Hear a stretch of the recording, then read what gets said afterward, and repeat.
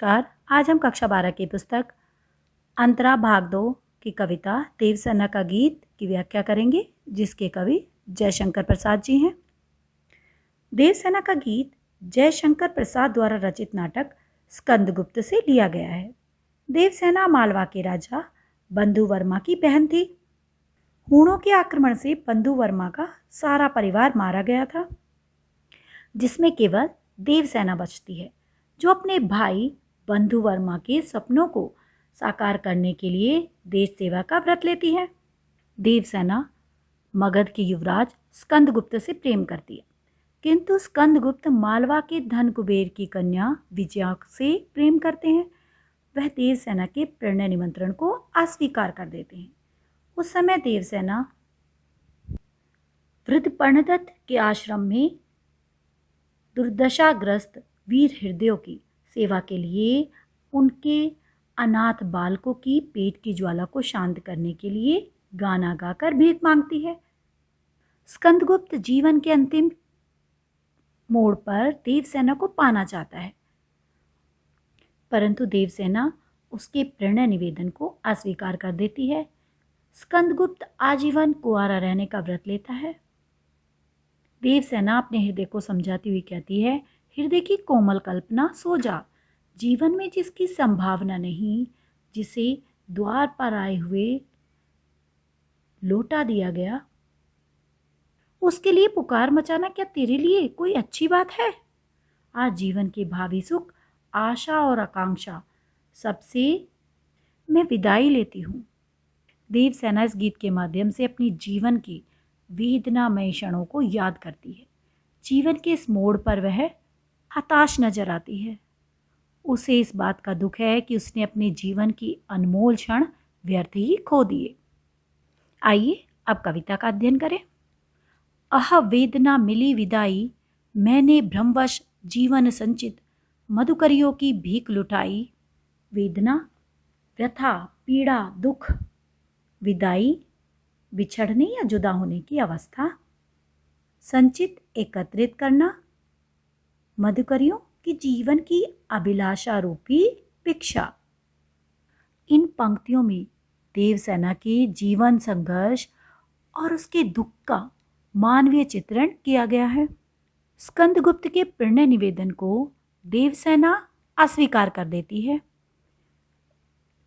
वह अपनी इस विदाई के दुख को, अपनी इस वेदना को इस गीत के माध्यम से व्यक्त करती हुई कहती है कि आज मैं वेदना से भरे इस हृदय से सुखद जीवन की कल्पनाओं से विदाई ले रही हूँ। कि वह न केवल स्कंदगुप्त के प्रणय निवेदन को अस्वीकार कर देती है, बल्कि उसके साथ साथ वह जीवन के उन भावी सुख और इच्छाओं से भी विदाई ले लेती है, जो कि उसे इस निवेदन को स्वीकार करके प्राप्त हो सकते थे। वह कहती है कि स्कंदगुप्त के प्रेम में मेरी अभिलाषा रूपी प्राप्त भिक्षा को मैं वापस भिक्षा के रूप में ही लौटा रही हूँ। आगे की पंक्तियों में वो कहती हैं, छल छल थे संध्या के श्रमकण, आंसू से गिरते थे प्रतिक्षण, मेरी यात्रा पर लेती थी नीरवता अनंत अंगड़ाई। श्रमकण, परिश्रम की बूंदें, आंसू, नीरवता, खामोशी, अनंत, अंतहीन, न रुकने वाली। आज जीवन की इस बेला में आए प्रणय निवेदन को ठुकराना उसे बहुत कष्ट देने वाला प्रतीत हो रहा है, परंतु वह कहती है कि मैं अब इन सब से विदा लेती हूँ। वह कहती है कि जीवन भर मैंने जिन भावनाओं को, इच्छाओं, अभिलाषाओं को भ्रमवश अपने हृदय में संजो कर रखा, आज मैंने उन्हें लुटा दिया है। जीवन के इस अंतिम पड़ाव पर पहुंचते पहुंचते देवसेना थक चुकी है। थकान में पसीने की बूंदों के साथ ही निराश जीवन गाथा के कारण उसकी आंखों से आंसू भी गिर रहे हैं। कवि कहता है कि ऐसा लगता है कि विदा के इस समय संध्या भी दिन भर श्रम करने के बहाने से आंसू बहा रही है, कि विदाई की इस बेला में जुदाई के कारण संध्या भी मानो आंसू बहा रही है, अर्थात वह अपने संघर्षों से लड़ते लड़ते थक गई है और अत्यंत दुखी है। आगे वह कहती है कि अब तक की जीवन यात्रा में उसका एकमात्र साथी उसका अकेलापन ही रहा है। वह कहती है कि मेरी इस यात्रा के समय चारों ओर केवल खामोशी ही खामोशी है, एक विचित्र सी शांति जिसका कोई अंत नहीं। ऐसा लगता है जैसे नीरवता अंगड़ाइयां ले रही है। विशेष में हम कह सकते हैं तत्सम प्रधान साहित्यिक खड़ी बोली है, छायावादी शैली है, काव्यांश में करुण रस है, संध्या और नीरवता का मानवीकरण किया गया है, आंसू से गिरते थे में उपमा अलंकार है और छल छल में पुनरुक्ति प्रकाश अलंकार है।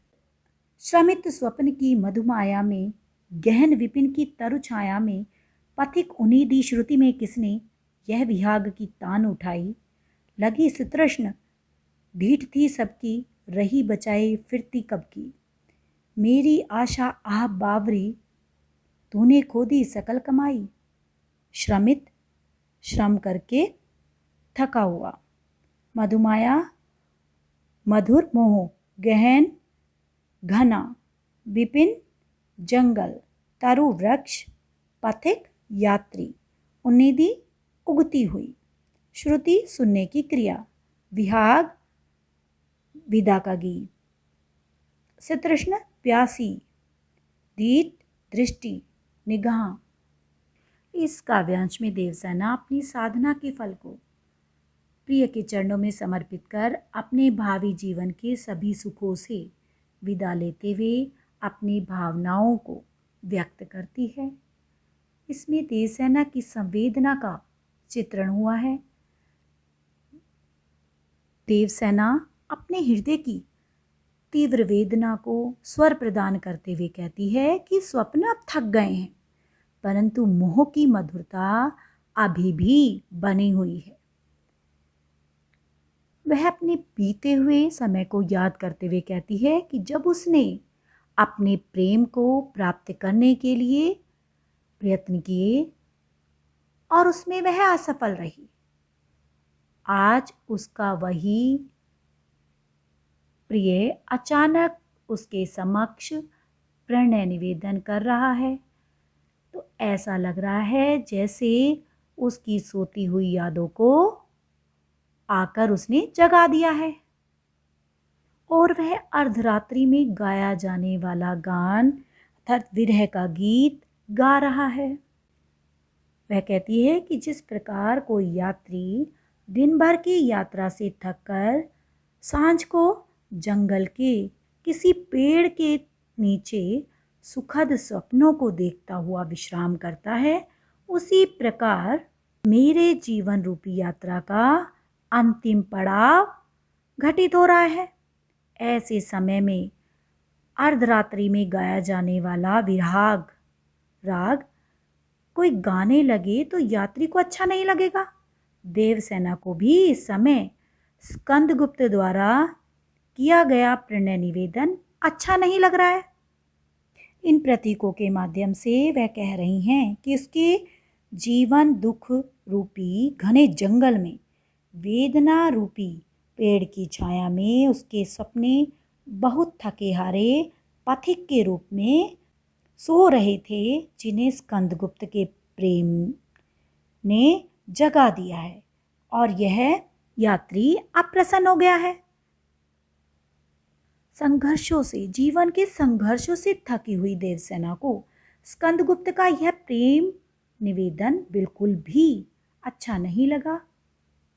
वह कहती है कि मेरी साधना के फल की ओर ना जाने कितने लोगों की प्यासी नजरें लगी हुई थी और अब तक मैं स्वयं को इनसे बचाती रही हूँ और फिर भी मेरी आशा पूरी नहीं हुई थी और इस प्रकार मैंने जीवन में जो कुछ भी कमाया था वह सब भी मैंने खो दिया है। अर्थात जीवन में जब उसे स्कंदगुप्त के प्रेम की सबसे अधिक आवश्यकता थी, तब स्कंदगुप्त ने उसे अस्वीकार कर दिया। और अब देवसेना ने जब अपना पूरा जीवन देश को समर्पित कर दिया, तब स्कंदगुप्त के इस प्रेम निवेदन ने उसके मन में आकांक्षाएं, भावी जीवन के सुखों की आशाएं भर दी। और उन सपनों की आशाओं को संबोधित करते हुए वे कहती हैं कि मेरे मन की बावली आशा, तो क्यों इस तरह के स्वप्न देख रही हो कि अगर तुम इस अल्प सुख की तरफ मुड़ गई तो यह त्याग, तपस्या, देश के लिए समर्पण, यह जीवन भर की कमाई सब खो जाएगी, सब व्यर्थ ही चली जाएगी। अर्थात उसने जीवन में जो कुछ भी कमाया था वह सब भी खो जाएगा। चढ़कर मेरे जीवन रथ पर, प्रलय चल रहा अपने पथ पर, मैंने निज दुर्बल पद बल पर उससे हारी होड़ लगाई। लौटा लो यह अपनी थाती, मेरी करुणा हा खाती, विश्व न संभलेगी यह मुझसे, इससे मन की लाज गवाई। प्रलय, विनाश, मृत्यु, दुर्बल, कमजोर, पद, पैर, होड़, शर्त, थाती, अमानत। इस काव्यांश में देवसेना की हृदय की समस्त वेदना मुखरित हो रही है। इसमें कवि देवसेना के निराश मन की प्रणय वेदना का वर्णन करता है। स्कंदगुप्त के प्रणय निवेदन दुख बनकर उसे प्रताड़ित कर रहे हैं। वह उस समय को याद करती है जब उसने अपने प्रेम को पाने के लिए बहुत प्रयत्न किए थे। आज वही प्रेम उसके सामने अचानक आकर खड़ा हो गया है। तब देवसेना अपने मन की व्यथा को स्वर प्रदान करते हुए कहती है कि अब तो मेरे जीवन में केवल प्रलय ही शेष रह गई है, कि मेरा जीवन रूपी रथ तो अब प्रलय की राह पर चल रहा है। अर्थात देवसेना के जीवन में संघर्षों और दुख की भरमार है। उसका जीवन दुखों और निराशाओं में डूबा हुआ है। प्रेम में मिली निराशा और दुखों ने उसे निर्बल बना दिया है कि वो कमजोर हो गई है। वह कहती हैं कि मेरे जीवन रूपी रथ पर प्रलय ही मेरे साथ चल रही है, फिर भी मैं अपने दुर्बल पैरों से चलकर उसके साथ होड़ लगाकर प्रतिस्पर्धा कर रही हूँ। कि वह जानती है कि उसमें दुर्बलताएं हैं और यह भी उसे पता है कि उसकी हार निश्चित है, फिर भी वह काल रूपी प्रलय से लोहा ले रही है। वह हार मानने के लिए तैयार नहीं है। देवसेना के हृदय से करुणा फूट पड़ती है।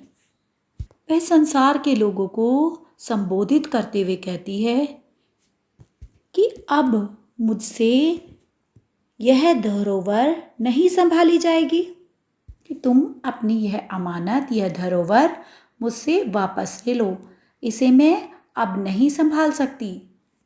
कि मेरा मन, मेरा जीवन करुणा और दुख से भरा हुआ है और मैं मन ही मन इस पर लज्जित भी हूँ। इसलिए अब इस प्रेम रूपी धरोहर को तुम वापस ले लो। इसी के कारण मैं अपने मन की लज्जा की रक्षा भी नहीं कर सकी। वह कहती है कि स्कंदगुप्त के निष्फल प्रणय व्यापार में मैंने अपनी लाज भी गंवा दी है, इसलिए मैं वेदनापूर्ण विदाई लेना चाहती हूँ। देवसेना इस विदाई की वेला में अत्यधिक संतृप्त हो उठी है और संसार से उसे जो कुछ भी प्राप्त हुआ है वह उसे वापस लौटा देना चाहती है। विशेष में आप लिख सकते हैं तत्सम प्रधान खड़ी बोली है, करुण रस है, जीवन रथ में रूपक अलंकार है, हारी होड़ में अनुप्रास अलंकार का प्रयोग है, हाहा में पुनरुक्ति प्रकाश अलंकार है, छायावादी शैली है और इसमें संगीतात्मकता भी है।